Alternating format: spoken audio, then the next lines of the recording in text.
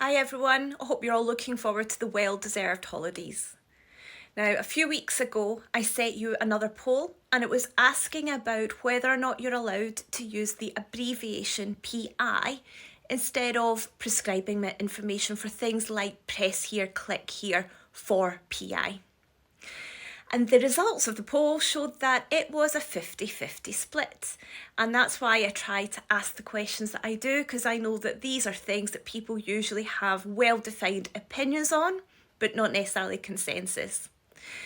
We know the code is often subject to interpretation and nuance, and that will always be the case, but in some circumstances things can be relatively clear, and it's nice to cover those. So, out of the yeses and the nos, who was correct? Are you allowed to use the abbreviation PI to mean prescribing information? Well, the correct answer is yes, as Sanjay said down in the comments, and that is based on a case. It is case 3470-21 involving GSK. In that, there was a complaint about a digital advert, banner ad, and the complainant said that it wasn't clear that click here for PI meant prescribing information, and that very often it can mean product information. GSK replied to say it's very well known within the industry, it's a recognised abbreviation, we all know what it means, and even if they thought it meant product information, we're still providing the PI and it is still going to provide the information that they actually require. What did the panel think about that? The panel said yes, it is okay.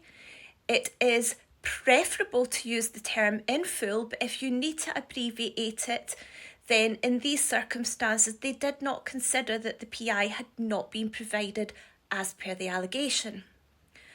Now, do I agree with this? No, I don't. As per Fiona's comment, when I was working in clinical practice, I'm not entirely sure I would have understood what PI is. That term that we all use without thinking is kind of meaningless at times in the clinical world. It was clear that it's not best practice. It was clear that it's not the preferred way of doing it. So if you are going to do it, you need to have a good justification. It's all about the justification. I would also say that with the new code coming out and lots of the webinars, etc. that have been held on that, it's very clear that the PMCPA are really pushing towards high standards and making sure that everyone's clear that you need to have the highest standards possible whenever you can. And so for that reason, although you can do this, I would suggest that wherever you've got the space to write this in full as prescribing information rather than PI, do that. Take care and look out for the next poll I'm going to set that will have your brains ticking along over the Christmas period.